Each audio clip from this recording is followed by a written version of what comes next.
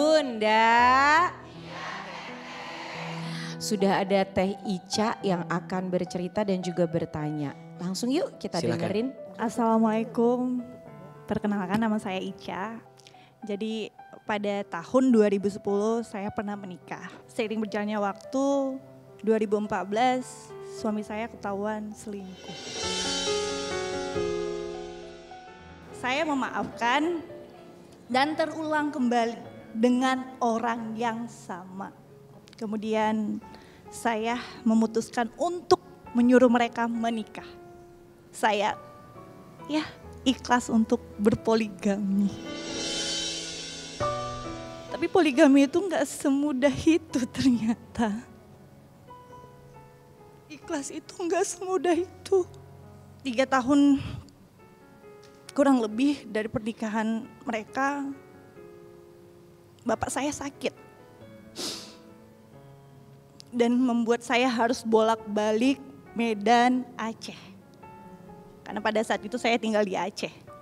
Pada saat saya pulang dari Medan ke Aceh, saya melihat kondisi rumah yang begitu berantakan. Sepikir saya, kemarin ditinggal 3 hari yang lalu gak seperti ini. Dan itu terjadi berulang-ulang kali. Jadi saya punya pikiran untuk memasang CCTV tanpa sepengetahuan suami saya. Dan saya balik lagi tuh ke Medan karena memang orang tua saya sakit selama 3 bulan. Entah kenapa gerakan hati saya cek CCTV.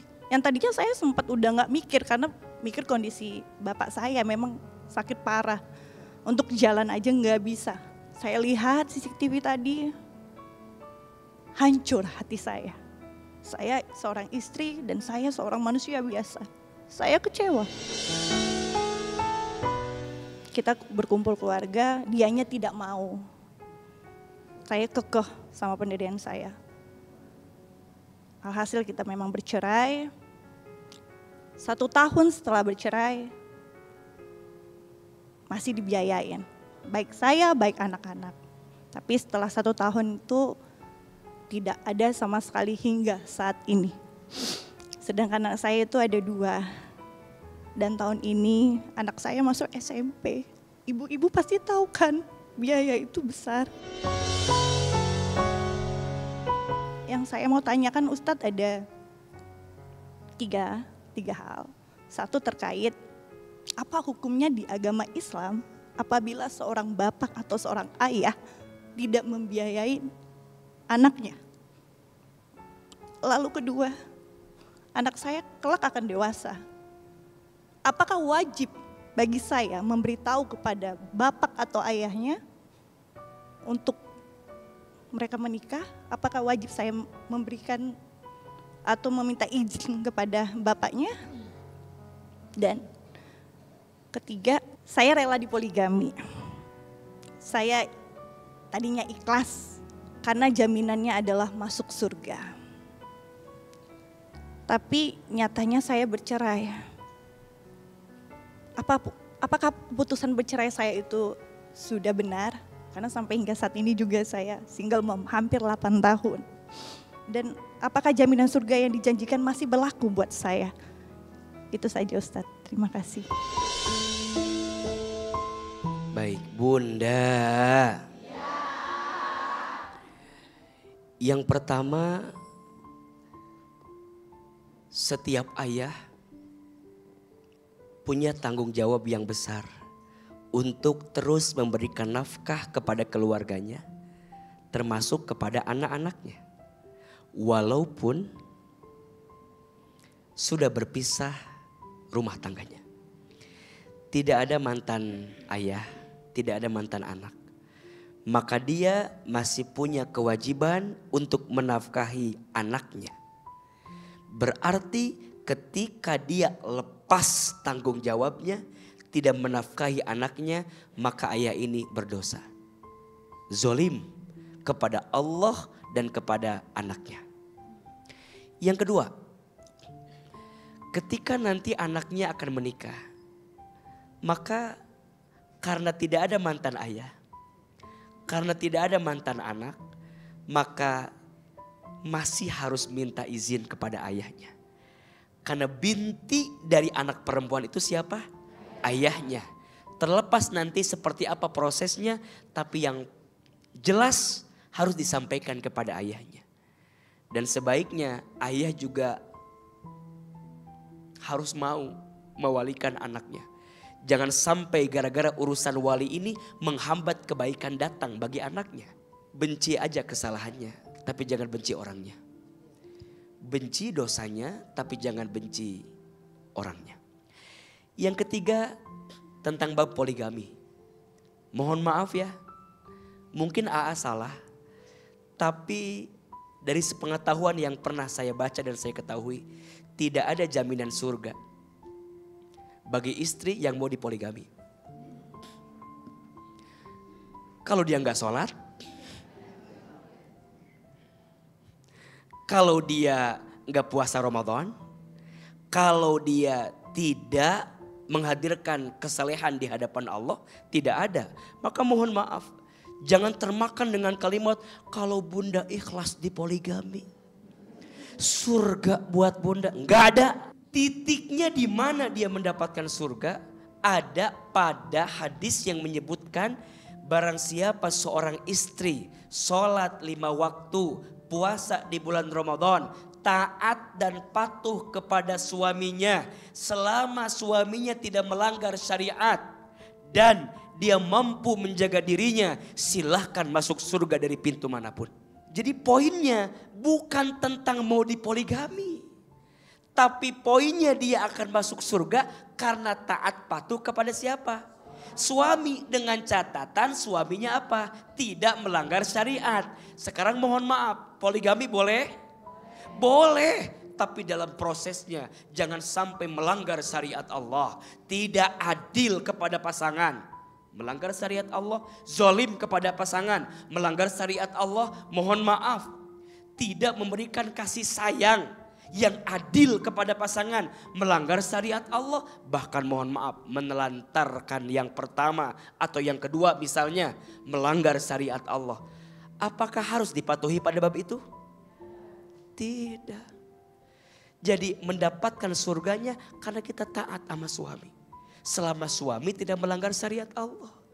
Tapi kalau dia sudah melanggar, maka tidak berlaku ketaatan itu. Dan bunda boleh menolak, tapi dengan cara yang baik. Tentu kalau bunda bisa ridho, bisa ikhlas, suami juga adil, suami juga lebih baik tambah baik. Di situ surganya ditemukan. Tapi poligami tidak mudah. Tidak mudah. Betul? Ingat ya bunda sayang, ibadah yang paling tinggi itu adalah ridho dengan ketentuan Allah. Pikir-pikir lagi jika harus berpoligami, karena akan banyak hati yang harus dijaga sebelum kita melangkah ke jalan yang disebut dengan poligami. Wallahu a'lam bishawab. Kayak di mindset saya itu umur saya ini pendek. Jadi saya berusaha berbuat baik dan bagaimana caranya untuk dapat pahala, untuk bagaimana caranya masuk surga. Setabah itu, tapi sering berjalannya waktu untuk ikhlas itu ternyata sulit. Nggak kuat. Soalnya saya yang dulu sama saya sekarang itu berbeda menurut saya. Tapi setelah hari ini menghadirin kajian hati, alhamdulillah kayak suasana hati lebih tenang. Apalagi tadi Ustadz bilang pahalanya masuk surga ada. Alhamdulillah.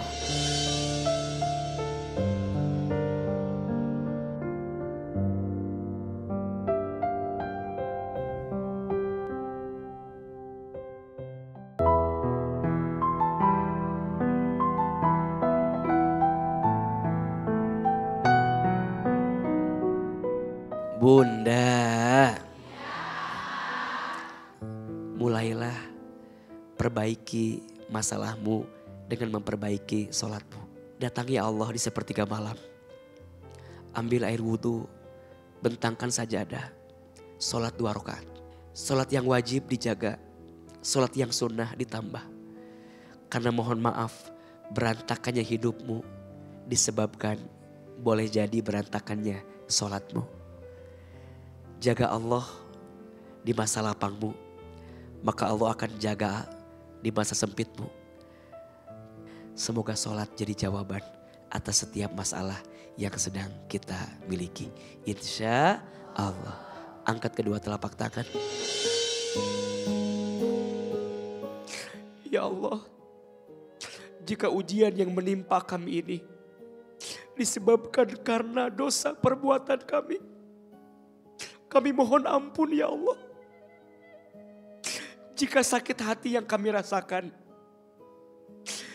jika luka hati yang pernah kami rasakan, jika kondisi sulit yang sedang kami rasakan terjadi karena dosa-dosa kami, ighfir lana dzunubana, ampuni dosa-dosa kami. Ya Allah, ampuni jika di antara kami ada yang sering melalaikan sholat, ada yang sering meninggalkan sholat, ada yang sering mengakhirkan sholat. Ya Rob, ampuni dosa kami karena sering lalai dalam sholat kami. Rabbi ja'alni muqimas sholati wa min dzurriyyati. Ya Allah, jadikan kami orang yang senantiasa meninggikan sholat, menegakkan sholat. Dan anak cucu keturunan kami adalah orang-orang yang senantiasa menjaga sholat. Rabbana atina fid dunya hasanah wa fil akhirati hasanah wa qina azabannar. Amin ya rabbal alamin.